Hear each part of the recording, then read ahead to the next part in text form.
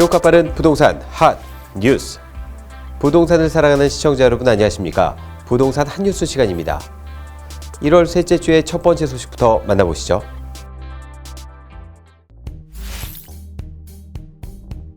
문재인 대통령은 18일 정부는 기존 투기를 억제하는 기조를 그대로 유지하면서 부동산 공급에 있어 특단의 대책을 마련하려 한다고 밝혔습니다.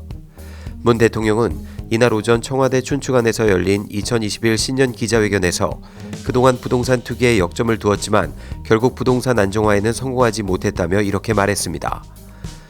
문 대통령은 또 그간의 부동산 대책에 대해 우리 정부에서 과거 정부에 비해 보다 많은 주택 공급을 늘렸고 그렇기 때문에 부동산 투기를 잘 차단하면 충분한 공급이 될 것이라는 판단이 있었던 게 사실이라고 말했습니다. 아울러 세대수가 급증하면서 우리가 예측했던 공급의 물량에 대한 수요가 더 초과하게 되고 그것으로 결국 공급 부족이 부동산 가격의 상승을 부추긴 그런 측면이 있다고 생각한다고 덧붙였습니다.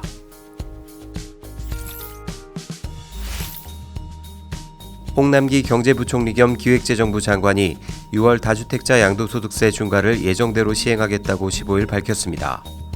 홍 부총리는 이날 정부 서울청사에서 부동산 시장 점검 관계장 간 회의를 열고 주택 매물이 시장에 나오도록 양도세와 종합부동산세 강화 시행 시기를 올해 6월 1일로 설정했다며 중과 부담을 피해 주택을 매각하도록 유도했고 시행일이 4개월 남짓 남았다고 말했습니다.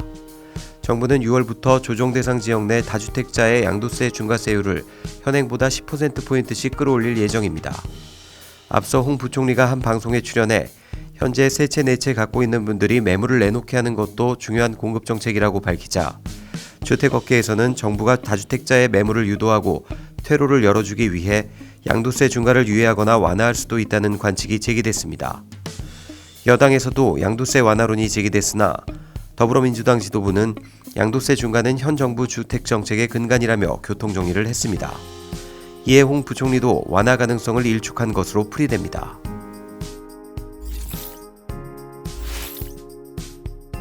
연초부터 서울의 다세대 연립주택 시장이 들썩이고 있습니다. 특히 변창흠 국토교통부 장관이 서울 도심 내 저층 주거지와 역세권 고밀개발 위주의 공급 정책을 예고하면서 역세권 지역에 있는 빌라를 중심으로 가격이 뛰고 있습니다. 17일 서울시가 운영하는 부동산 정보광장에 따르면 이달 들어 현재까지 서울 시내 연립 다세대 주택의 매매 건수는 총 684건으로 아파트 매매 건수 366건을 앞지르고 있습니다. 지난해 연립 다세대 주택의 매매 건수가 5만 707건으로 7만 9,937건이었던 아파트 매매의 72% 수준이었던 것을 고려하면 다소 이례적입니다. 지난달 서울 시내 연립 다세대 주택의 매매 건수는 4,622건으로 전달 4,268건보다 약 8% 증가했습니다. 부동산 실거래 등록 기간이 30일인 점을 고려하면 지난달 연립 다세대 주택의 매매 건수는 5,000건을 뛰어넘을 것으로 보입니다. KB국민은행에 따르면 지난달 서울의 연립주택 매매 가격 지수는 1년 전보다 8.18% 상승했습니다. 이는 전년 대비 8.87% 올랐던 2007년 이후 13년 만에 최대폭입니다. 자치구별로는 은평구 508건과 강서구 368건, 송파구 325건 순으로 거래가 많았습니다.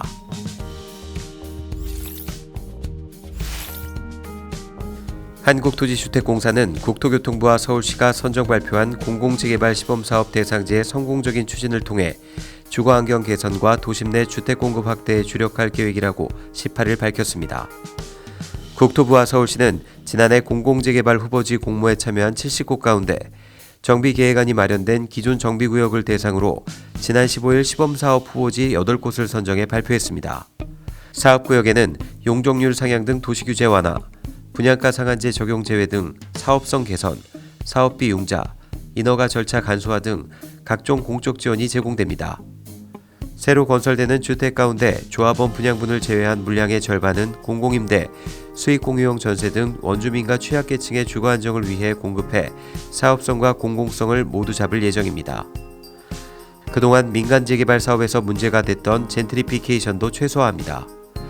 이를 위해 LH는 지분형 주택 등 맞춤형 공급 방식과 다양한 이주 대책을 통해 기존 원주민이 개발 후 원활히 재정착할 수 있도록 지원할 방침입니다.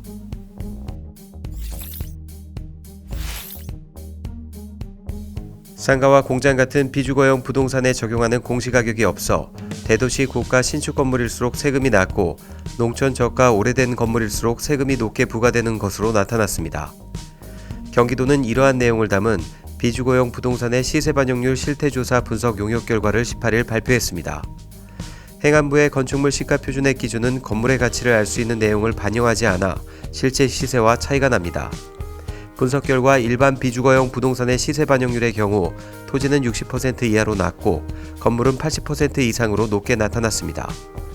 특히 500억 원을 초과하는 일반 부동산의 시세 반영률은 55.5%, 50억 원을 초과하는 집합 부동산의 시세 반영률도 53.5%로 낮은 것으로 조사됐습니다. 도는 국토교통부에 동산 가격 공시에 관한 법률에 따른 비주거용 부동산 가격 공시 제도의 조속한 시행을 요청하고 지방정부와 협력해 비주거용 부동산 부속 토지에 대한 현실화 정책을 적극 추진할 수 있도록 건의할 예정입니다. 복잡한 부동산 한 뉴스와 함께라면 어렵지 않습니다. 저희는 다음 시간에 또 다른 한 뉴스로 찾아뵙겠습니다. 여러분의 구독과 좋아요는 우리를 핫하게 합니다.